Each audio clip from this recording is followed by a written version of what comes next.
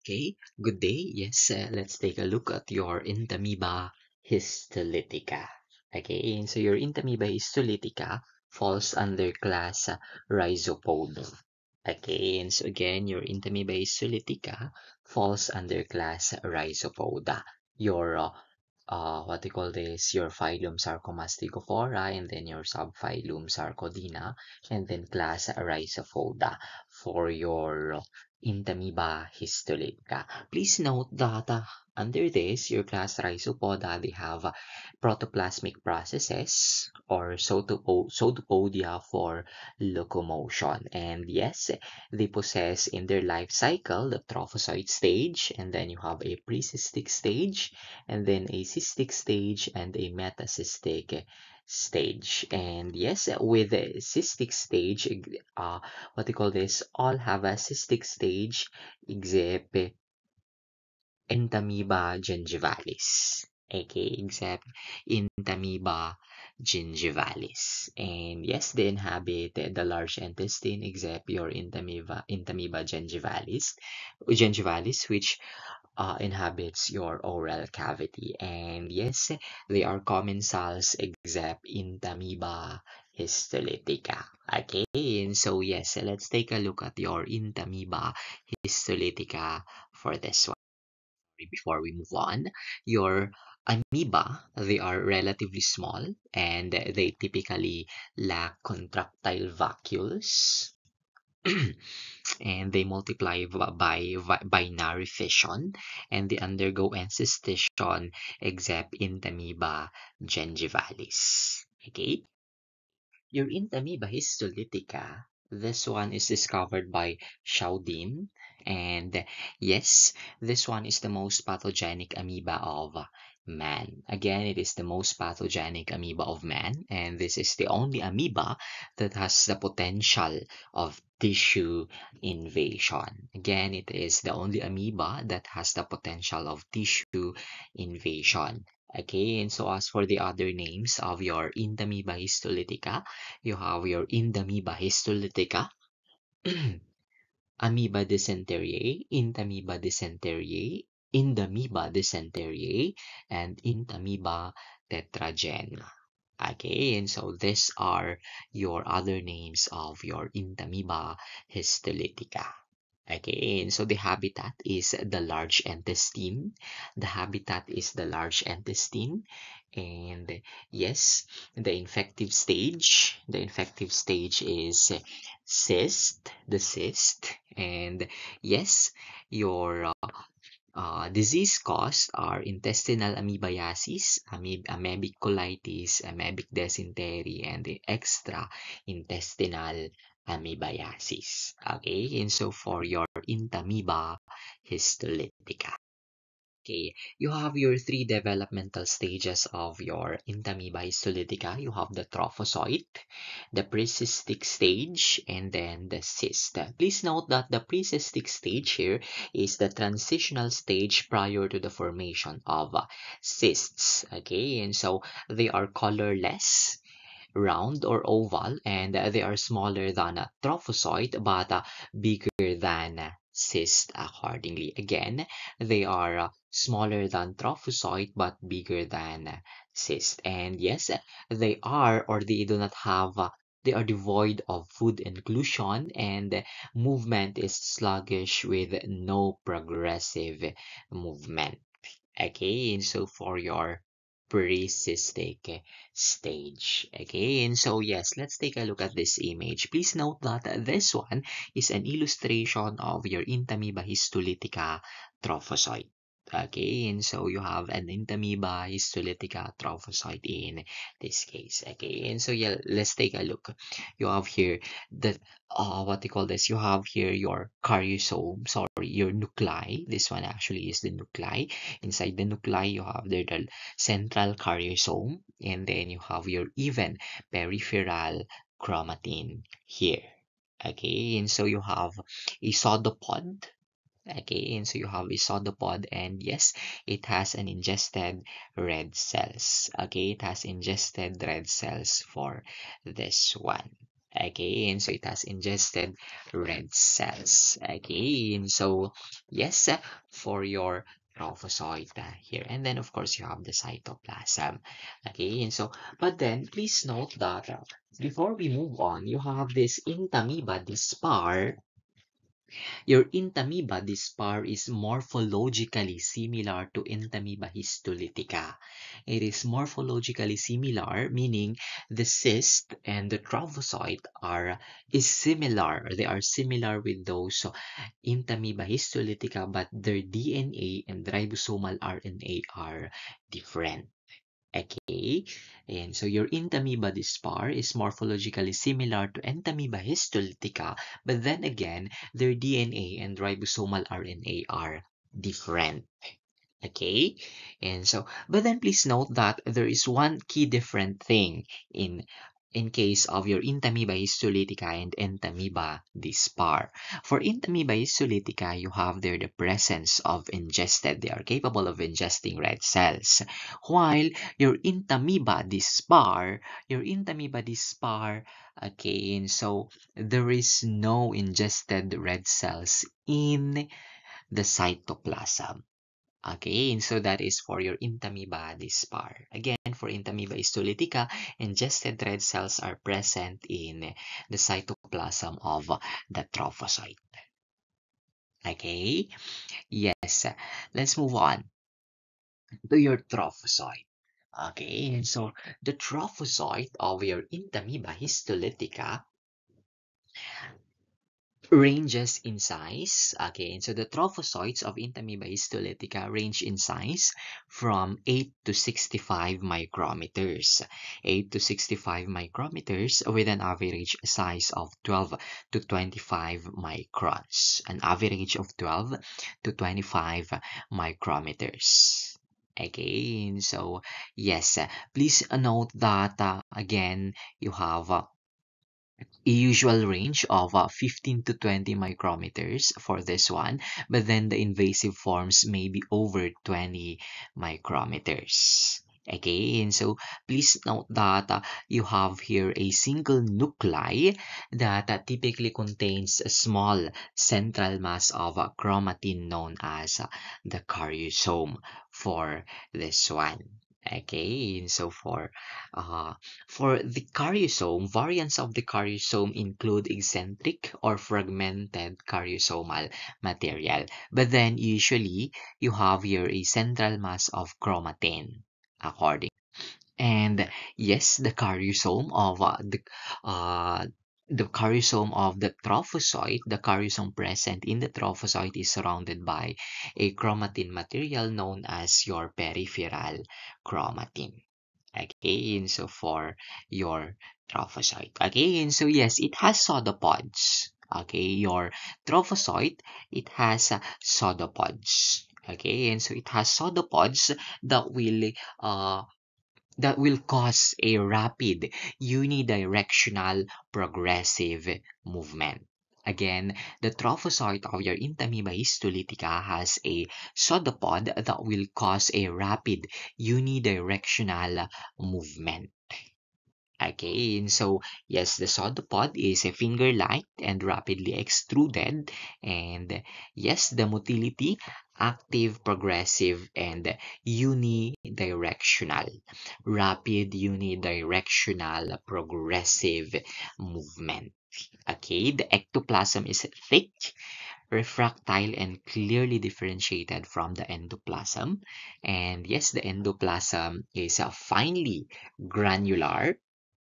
Again, the endoplasm is finely granular and may contain ingested red cells, but no bacteria or foreign material. Okay, and so for your Entamoeba histolytica. Okay, and so yes, moving on still with your Entamoeba histolytica. So what we said earlier, karyosome is present, the central karyosome. Okay, and so is present. And yes, it is centrally located in the nuclei. And yes, for your unstained trophocyte, they are motile and They are motile and or they are rounded also. Nucleus is not visible in direct NSS mount, and red blood cell is visible. Okay, and so yes, also in unstained mount, you can what you call this? You can appreciate the movement accordingly of the trophocyte. In iodine stain, the nucleus is visible. In iodine stain, the nucleus is visible accordingly. And yes, chromatoidal matter is absent in the trophocyte. Okay, and so yes, again, as for the cytoplasm of your Entamoeba histolytica trophocyte, it contains a finely granular cytoplasm, which this finely granular cytoplasm of your Entamoeba histolytica trophocyte is somewhat referred to as a ground glass appearance. The ehistotrophocyte has a ground glass in appearance accordingly. And yes, red cells in the cytoplasm are considered diagnostic of ehisto, since earlier we said that E-dispar does not have a E-dispar trophocyte does not have uh, red cells in its cytoplasm. Okay, and so again, Entamoeba histolytica is the only intestinal amoeba to exhibit a red blood cell in the cytoplasm. Bacteria, yeast, and other debris may also reside in the cytoplasm, but please note that the presence of your bacteria, yeast, and other debris is not diagnostic. Okay, and so for your Entamoeba histolytica trophocyte. Okay, and so to sum up your Entamoeba histolytica trophocyte, they move in one direction. They have one pseudopod. The pseudopods thrusted out in an explosive manner. The endoplasm or the cytoplasm contains red cells, and the nucleus is not visible when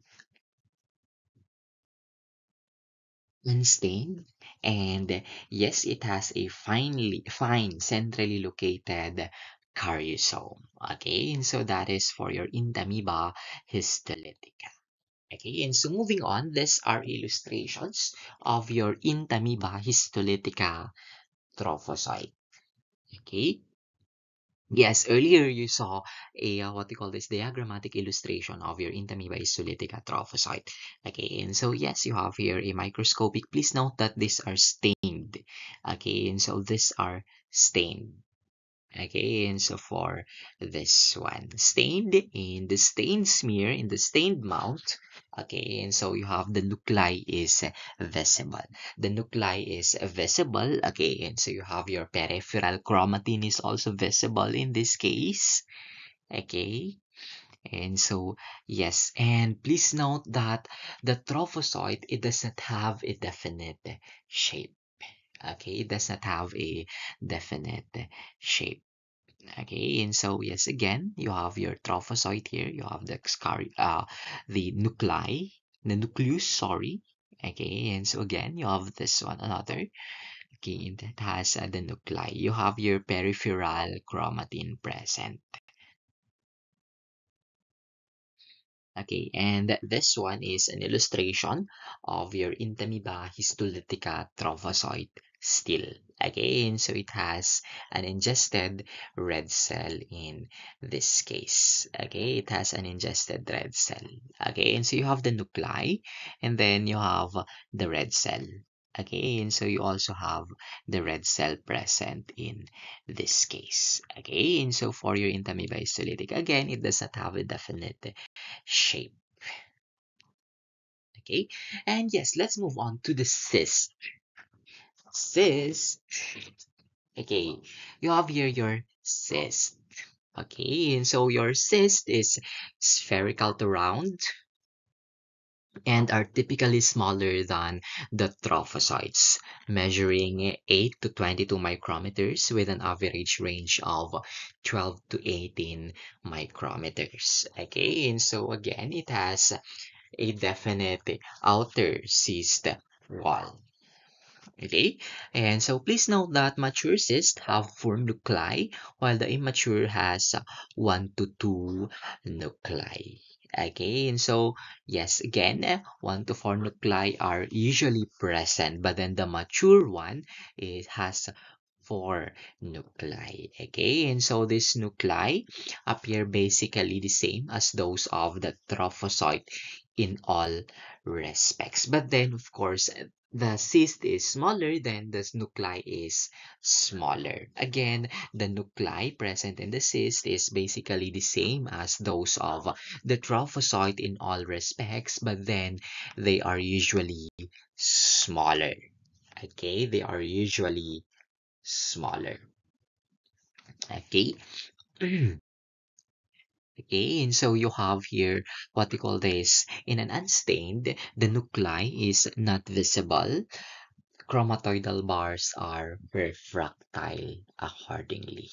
Okay, and so chromatoidal bars are refractile. Also, glycogen are refractile in young cyst.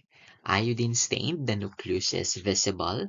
Glycogen ball glycogen ball is seen in young cyst accordingly. Please note again that there is a diffuse glycogen mass in a cytoplasmic area without defined borders that is believed to represent stored food. Okay, and so there is a diffuse glycogen mass in a cytoplasmic area without defined borders that is again believed to represent stored food. Okay, and yes, this one is usually diffuse glycogen mass is usually seen or visible in young cyst. As the cyst matures, the glycogen mass usually disappears. Okay, and so the glycogen, it is somewhat a source of food, no? And so as the cyst matures, then it will what they call this consume the glycogen somewhat. Okay, and so there is the usage of stored food. Okay, and so kaya po siya nag-disappear. Okay, and so for your Intamoeba histolytica cyst. Okay, and so yes. Okay, and so chromatoidal matter, they are rod with rounded ends, and yes, they have the cigar or sausage shaped. Okay, and so please note that young cysts characteristically contain unorganized chromatin material that transforms into squared or round-ended structures called as your chromatoidal bars. Again, young cysts characteristically contain unorganized chromatin material that transforms into a squared or round-ended structures known as your chromatoidal bars, giving you your cigar or sausage-shaped chromatoidal matter. Okay. Please note that the cigar or sausage-shaped chromatoidal bars are otherwise called as coffin-shaped chromatoidal bars. Okay, and so yes, please note that at 50 degrees Celsius, that is the thermal death point of your Intamoeba histolytica cyst. But then, please note that your Intamoeba histolytica is resistant to desiccation. It is resistant to desiccation. Okay, and so yes, it grows best at reduced oxygen tension. Okay, and so it grows best at reduced oxygen tension, and the optimum growth is at 37 degrees Celsius at a pH of 7.0. And yes, this one, your cyst is resistant to routine chlorination. Again, it is resistant to routine chlorination. Okay, and so for this one, as for your cyst, please note that once the pH becomes neutral or slightly alkaline, the encysted organisms becomes active with okay, and so it becomes active with the outcome being four separate trophozoites. 4 separate trophozoites, other references, 8 separate trophozoites. Okay, and so for your cyst here. Okay, accordingly, a single cyst will produce 8 motile trophozoites for some references. Okay, this one is an illustration of your Entamoeba histolytica. Okay, and so your mature, as what we said earlier, your Entamoeba histolytica and Entamoeba dispar, they are morphologically similar. Okay, and so you have here a mature ehisto or Entamoeba histolytica or Entamoeba dispar cyst. Okay, and so that has 4 nuclei. Okay, and so for in this case, sorry. Okay, and so you have a centrally located caryosome. Okay, in this centrally located, and a uniformly distributed peripheral chromatin.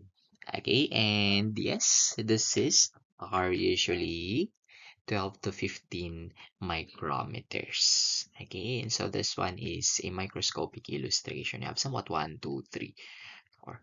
Oh naman. Okay, and then this one, another illustration of your Entamoeba histolytica, Entamoeba dispar cyst. Okay, and so yes, you have a chromatoidal matter present. Let's take a look at the life cycle of your Entamoeba histolytica. Okay, and so yes, please note that your cysts and trophozoites are passed in the feces. Okay, and so the habitat or the residence again is the large intestines. Okay, and so the habitat or the residence is the large intestines. And yes, the cysts and trophozoites are passed in the feces. The cysts are typically found in a formed stool, as what we said earlier, and then your trophozoites, they are found in liquid or diarrheic stool. Okay, and so please note that the mode of transmission is ingestion of the mature cyst. Okay, and so from, of course, ingestion of the mature cyst from fecally contaminated food, water, or yes, your hands. Okay. And so, yes, for aside from ingestion from your food, water, or hands, okay, and so venereal transmission or in exposure to infectious yeast and trophocytes in the fecal matter during sexual contact may also occur. Okay, and so yes, once ingested, okay, and so once ingested, please note that exgestation occurs in the small intestines. Okay, and so yes, the mature cyst is the mature cyst will pass through your stomach and then into your small intestines. Okay, and so in your small intestines, please note earlier that okay, and so we said earlier that the cyst is not digested by the cyst is not digested by the acid in the stomach. Okay, and yes, okay, and so exgestation, okay, and so is favored by, okay, and so slightly alkaline environment. Okay, and so exgestation occurs. Okay, and so in the small intestines and the trophocytes are released. The trophocytes then will migrate to the large intestines where, okay, and so reproduction will take place. Okay, and so reproduction by binary fission to produce cyst and trophocytes still. Okay, and so for this one, trophocytes, okay, and so may remain confined to the intestinal lumen, and that the trophocytes accordingly can invade the intestinal mucosa. The trophocytes can invade the intestinal mucosa. Okay, and then go to the blood vessels, reaching extraintestinal such like the liver, the brain, and the lungs, causing, of course, extraintestinal amoebiasis. Okay, and so again, the trophozoites multiply by binary fission and produce cysts, and both stages are passed in the feces. Okay, and so again, reproduction or multiplication via binary fission takes place in the large intestines. Okay, and so yes, cysts can survive days to weeks in the external environment, and they remain infectious in the environment due to the protection provided by their cyst walls, while your trophocytes that are passed in the stool are rapidly destroyed once they are outside the body. Okay, and yes, of course, if ingested, it would not the trophocyte will not survive exposure to the gastric acidity or the gastric environment. Okay, and so please note again that your cyst can survive days to weeks in the external environment and remain infectious in the environment. Please note that it is resistant to desiccation or drying. Okay, and so it is also resistant to the acidity of the stomach. Okay, and so for your Entamoeba histolytica. Okay, this one is the life cycle of your Entamoeba histolytica. Mature cysts are ingested, okay, and so they will hatch or they are freed or they exist in the small intestine. Okay, and so releasing the trophocytes. The trophocyte then will migrate to the large intestine where they what they call this, where they multiply, and yes, okay, and so they where they multiply, some will undergo ancestation, and yes, the trophozoite will invade the mucosa of the intestines accordingly. Okay, and so for your amoebiasis. Okay, and so yes, your cyst and trophozoites can be passed out both in the feces. Again, trophozoites are seen in diarrheic stools, which should be examined within 30 minutes. Okay, and so for this one. Okay, this one is an illustration of your Entamoeba histolytica life cycle still. Okay, and this one for your Entamoeba dispar. Okay, and so Entamoeba dispar. For your Entamoeba dispar, please note that it is not capable of tissue invasion. Again, it is not capable of tissue invasion. Okay, and so while for your Entamoeba histolytica, it can invade the liver. It is capable of extraintestinal migration. No, you have there the liver. It can infect the liver, the lungs. It can infect the liver. Okay, and so from the base of of the mucosa. Okay, and so you have what they call this uh blood vessels. Okay, and so blood vessels that will possibly go to the liver. Okay, and yes, the trophozoite may be washed out, yes, or maybe carried to the liver. Okay, where it will, what they call this, where it will somewhat stay and cause disease in the liver. Okay, and so yes, for this one. Let's move on to your pathology and symptoms of your Entamoeba histolytica infection. Okay, and so please note that your Entamoeba histolytica, this one is the only known pathogenic intestinal amoeba. And yes, the range of symptoms varies depends on uh, these factors, the location of the parasite in the host, and the extent of tissue invasion. Okay, and so for this one, yes, the incubation period is 1 to 4 weeks, weeks based on reference. And the disease caused, you have your amoebic hepatitis, amoebic liver abscess, amoebiasis, and amoebic dysentery. Okay, and so for this one, please note that your intestine, you have two types. You have your intestinal or primary amoebiasis and your extraintestinal or your secondary and or your metastatic amoebiasis. Okay, and so yes, for your intestinal or primary amoebiasis, metacystic trophocytes invade the cecum and the cecal mucosa.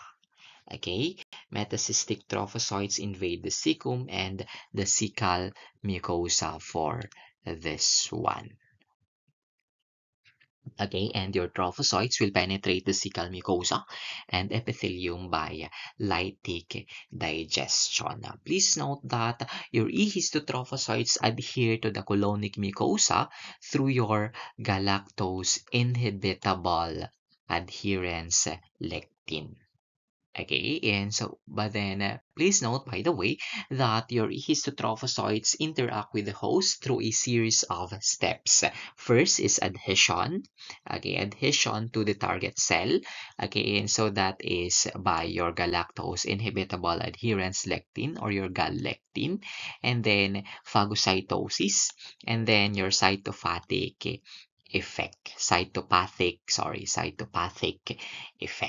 Okay, and so with that, your what you call this, your ehistotrophocyte will adhere to the colonic mucosa through your galactose inhibitable adherence lectin, and then the amoeba will kill mucosal cells by activation of their caspase 3, leading to the apoptotic death engulfment.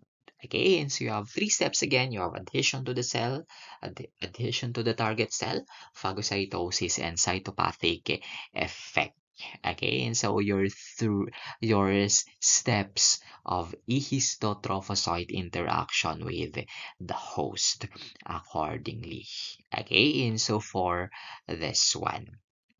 Okay, and so with that, your trophocytes will burrow deeper with a tendency to spread laterally by continuous lysis of your cells. Again, your trophocytes burrow deeper with tendency to spread laterally by continuous lysis of cells until they reach the submucosa to form a flash-shaped ulcers. Okay, and so to form a flash-shaped ulcers. Okay, and so for this one. Okay, and so that is for your intestinal or your primary amoebiasis. Okay, and so there is the presence of a flash-shaped ulcers. Okay, and so what we call this common in intestinal or primary amoebiasis is dysentery. Okay, and so common in primary or intestinal amoebiasis is dysentery. Okay, and so again, your dysentery here is an inflammation of the intestines causing a severe bloody and mucoid diarrhea. Okay, of course, the what they call this the ulcers, okay, and so will cause bloody diarrhea and mucoid diarrhea also. Okay, and so for your intestinal amoebiasis. Okay. Yes, still under your intestinal amoebiasis or primary amoebiasis, you have your ulcers that are usually raised with a small opening on the mucosal surface and a larger area of destruction below the surface. Okay, and so again, you have ulcers that are usually raised with a small opening on the mucosal surface and a larger area of destruction below the surface, producing a flask-shaped ulcers. Flask-shaped ulcers. Flask. Okay, and so yes, with that, even if there is a flask-shaped ulcers, the mucosal lining may appear normal between the ulcers still. Okay, and so yes, please note that you have clinical forms of invasive intestinal amoebiasis. You have your dysentery or your bloody diarrhea, bloody or mucoid diarrhea. Then you have your fulminating colitis. Colitis, of course, is a general uh, inflammation or infection of your colon, and then amoebic appendicitis and amoeboma of the colon. Amoeboma of the colon. These are the clinical forms of invasive intestinal amoebiasis. Okay, before we move on to your extraintestinal amoebiasis, you have here let's take a look first at the factors that contribute to amoebic invasion. You have your temperature fluctuation, abnormal secretory function, irritant food, inadequate diet, and inflammatory processes. Okay, and so, or predisposing inflammatory process, probably. Okay, and so for your uh, factors that contribute to amoebic invasion. Okay. Yes, your extraintestinal amoebiasis. Your hepatic abscess. This is the most common extraintestinal amoebiasis. How is this done? Please note that blood flow draining the intestines tend to return to the liver. Okay, and so again, blood flow draining the intestines tend to return to the liver. Okay, and so please note that what you call this please note that once in the mucosa, against of the intestines, in the mucosa of the intestines, the trophozoite may possibly enter the blood vessel. The trophozoite may possibly enter the blood vessel present in the mucosa of the large intestines, and what will it do?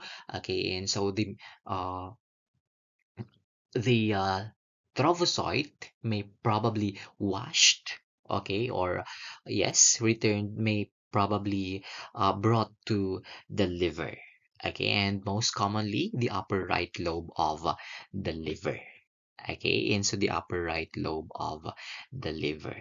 Okay, and yes, the formation of an abscess in the right lobe of the liver and trophozoite extension through the diaphragm will cause probably amoebic pneumonitis. Okay, and so in this case. Okay, individuals with hepatic abscess, okay, or hepatic extraintestinal amoebiasis may exhibit symptoms similar to those of liver infection. And yes, cough is also present. Okay, and so for this one. Okay, weakness, weight loss, sweating, pronounced nausea, vomiting may also occur together with marked constipation with or without alternating diarrhea. Okay, and so for your hepatic extraintestinal amoebiasis. Okay, and so by then, the onset of the signs and symptoms may be gradual. Okay, and so maybe gradual. The fever, okay, and so will range from 38 to 39 degrees Celsius. Okay, and yes, hepatomegaly with tenderness is also seen. However, please note that the liver function tests are or maybe normal or slightly abnormal and a rare case of jaundice. Okay, for your extra intestinal hepatic amoebiasis. Okay, and so for this one, please note that not every patient infected with Indamoeba histolytica will develop invasive amoebiasis. Again, the outcome will depend on the interaction between the parasite virulence factors and the host response still. Okay? And yes, please note that amoebiasis of the lungs develops as an extension of hepatic abscess that has ruptured through the diaphragm. But then it can also originate as a secondary site from the original infection in the intestines. Okay, so pulmonary abscess caused by Entamoeba histolytica. Okay, and so cerebral amoebiasis is also can be okay, and then splenic, cutaneous, such. Okay, and so trophozoites enter the lymphatics or walls of the mesenteric venules on the floor of ulcers to reach the organ. Okay, and so with that being said, trophozoites are demonstrated in every soft organ of the body. Okay, and so that is for your extraintestinal amoebiasis. Okay, and so it may affect the lungs, the brain, the spleen, also the skin somewhat. Okay, and then please note that venereal amoebiasis is also present. Okay, and so yes, via sexual intercourse. Penile amoebiasis after intercourse with someone who has vaginal amoebiasis or may also be transferred during anal intercourse. Okay, and so for your Entamoeba histolytica venereal amoebiasis. Okay, yes. Okay, and so as for the symptoms, okay, and so please note that they are asymptomatic in light infections. Okay, and so asymptomatic. Okay, and so here are the causes why there is an asymptomatic individual.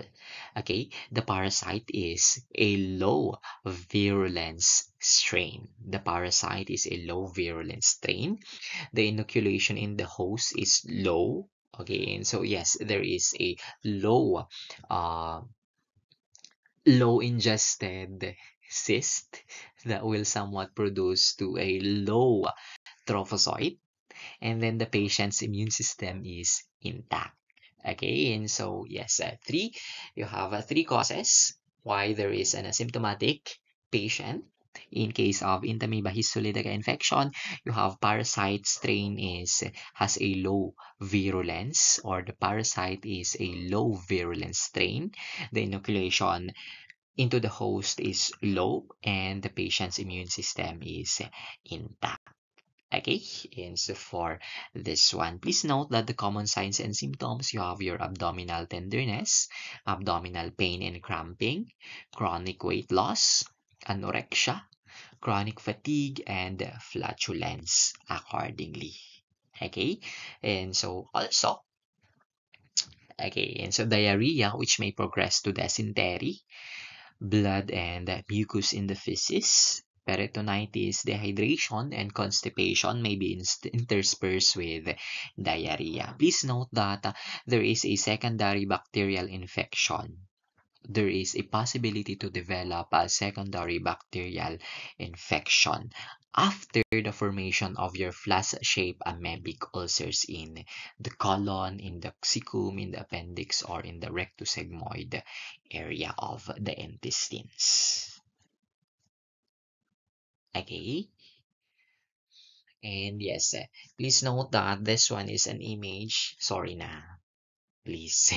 Okay, and so this one is an image, what you call this, comparing your bacillary dysentery and amoebic dysentery. Please note that when you say bacillary dysentery is a gastrointestinal disease caused by bacterial infection. Probably this one is caused by your, yes, Shigella somewhat, no?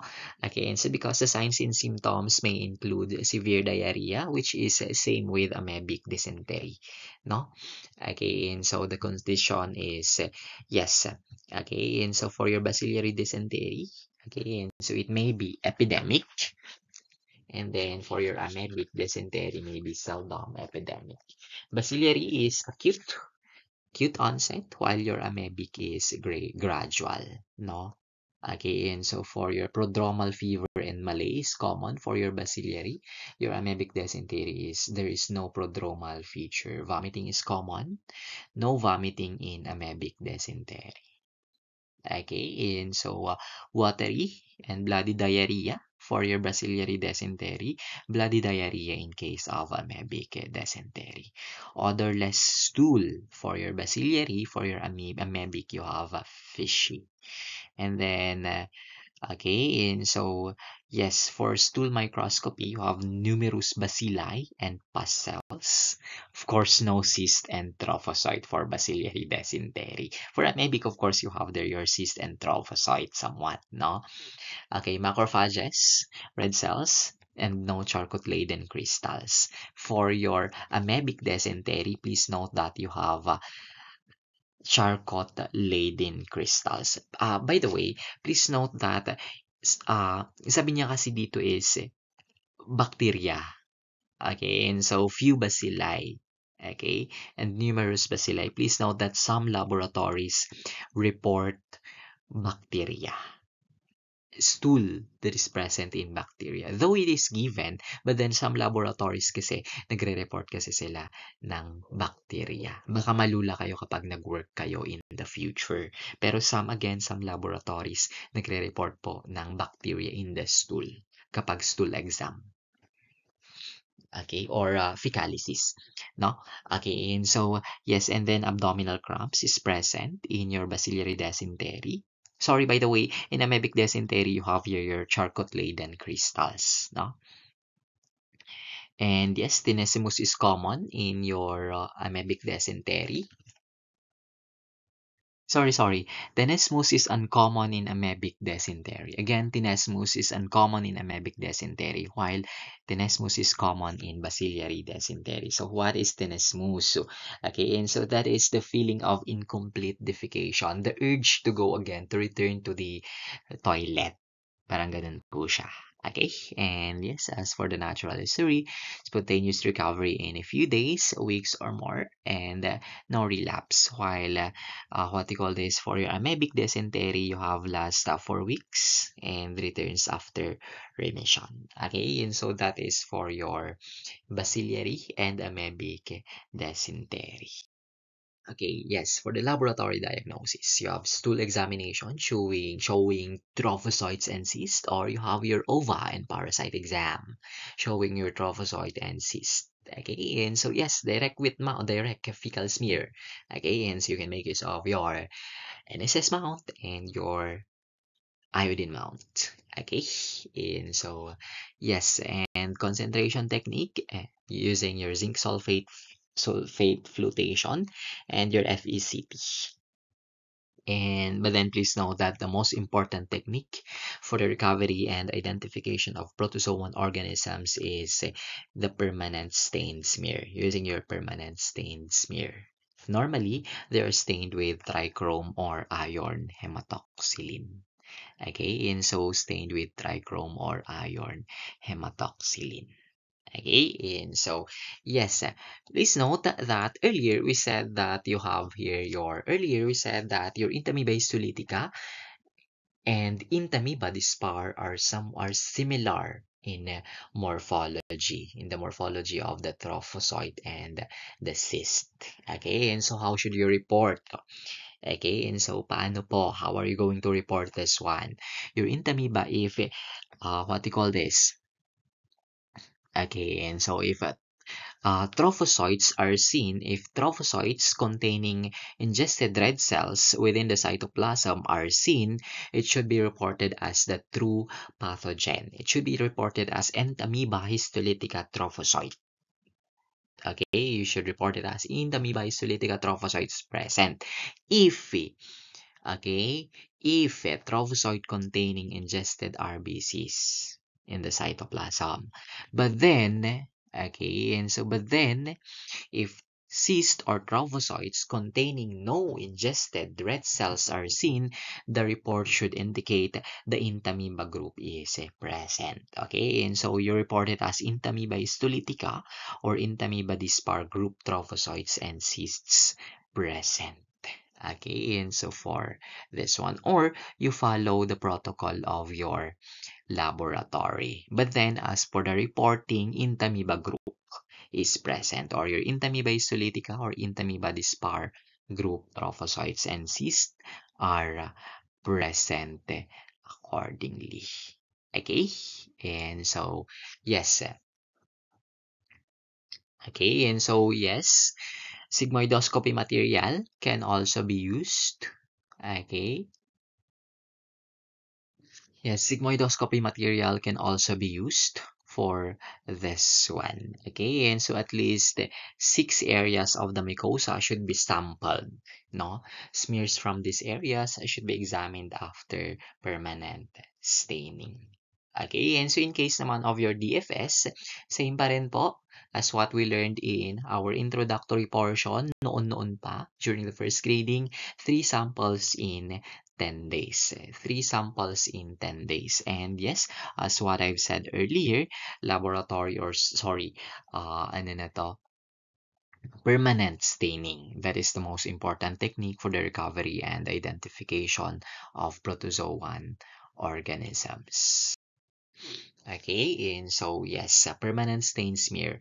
If it's dark, okay, and so in case of permanent stain smear, sorry, if it is quite dark, okay, and so your delicate E. histolytica or E. dispar organism may appear more like Entamoeba coli. If it's dark, your E. histo or E. dispar may appear like Entamoeba coli. If it's very thin or you have a pale smear, okay, and so E. coli can appear more like E. histo or E. dispar accordingly. Okay, and so stool culture technique can be utilized. You make use of your balamooths. Okay, and so you make use of your balamoots. You can also use your rice egg saline, lock egg serum, Robinson's, and the Inoki medium. Serological methods, you have your complement fixation, immunofixation, IHA, hemagglutination, gel diffusion, ELISA, latex coordination, and PCR.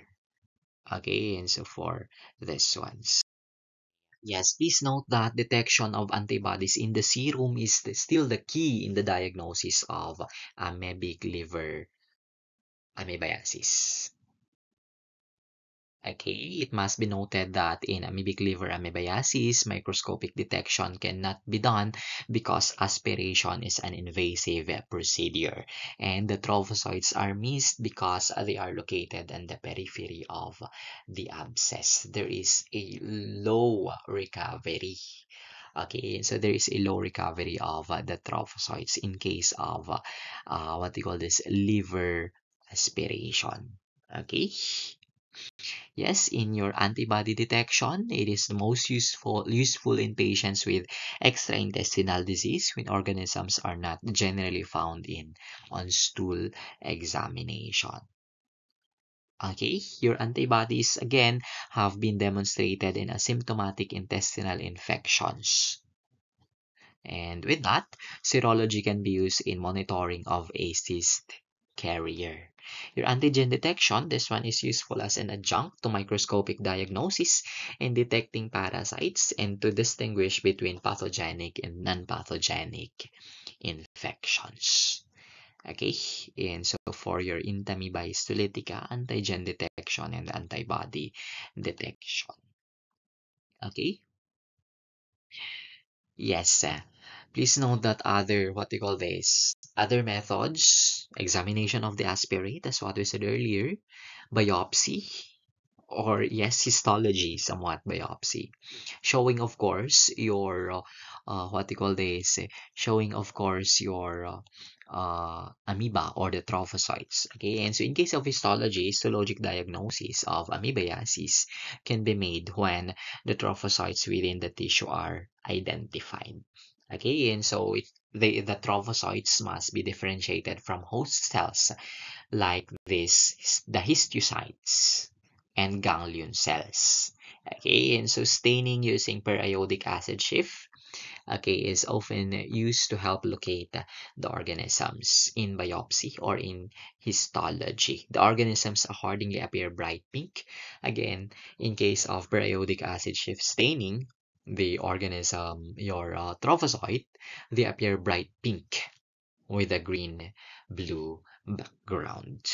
Okay, and so for your histology, yes, okay, examination of the aspirate, but then the aspirate cannot, what do you call this? It cannot outdo your fecalysis, your ova and parasite exam pa rin. Okay, it cannot outdo your ova and parasite exam. Your molecular methods to differentiate the Entamoeba histolytica and Entamoeba dispar, because again, they are impossible to distinguish. Okay, and so this Histo and Entamoeba histolytica and Entamoeba dispar, they are impossible to distinguish. Okay, and so based on morphology alone. Okay, and so you have to use molecular methods to differentiate. Well, of course, aside from the ingested red cells, you make use of your molecular methods to differentiate the two. Okay, and so yes, because again, histo and EDISPAR is not possible. You cannot possibly distinguish using microscopy. You can make use of PCR, ELISA, and isoenzyme analysis. Yes, isoenzyme analysis. Okay, and so yes, your pathogenic and non-pathogenic stain, your E-histo and E-dispar, can be differentiated by isoenzyme analysis pa rin po. Okay, liver scan. Okay, and so liver scan, you have your imaging pa rin. Okay, and so can be utilized for uh, amoebic liver abscess. Okay, amoebic liver amoebiasis. Okay, yan. So for your laboratory diagnosis of your EHISTO. Okay, and so yes, EIA, enzyme immunoassay, when I was a medical technologist, when I was in the hospital, sorry. Okay, and so I performed a lot of enzyme immunoassay for EHISTO. Okay, meron po siya. Okay, and yes, please note that the transmission, ingestion of contaminated food and water or contaminated, yes, from your hands, but then please note that it can be transmitted via sexual contact. Prevention and control. Okay, and so yes, the prevention and control mentioned in our previous lectures of the previous parasites. Okay, and so we apply here. Boiling of water, filtering of water, use of iodine tablets to kill the cyst, proper installation and maintenance of water, okay, and the rest. Okay, and so sanitation and hygiene pa rin po. Okay, and so for this one. Yes, okay, and so finally, as for the treatment, your asymptomatic individuals may be treated with paromomycin, diloxanide furoate, or metronidazole. Okay, patients with symptoms of intestinal amoebiasis typically respond well to iodoquinol, paromomycin, or diloxanide furoate. Okay, metronidazole or tinidazole in combination with a symptomatic intestinal amoebiasis treatment is recommended for patients who have progressed to extra intestinal amoebiasis. Okay, and so yes, again, luminal amoebicides like iodoquinol or diloxanide furoate and tissue amoebicides like metronidazole, chloroquine, or dihydromethin. Okay, and so for your treatment. Okay, and so yes, this is your Intamiba histolytica. Sure. Okay, and so again, that's it for your Intamiba histolytica lecture. And yes, this has been Gael saying, Tara, akyat tayo.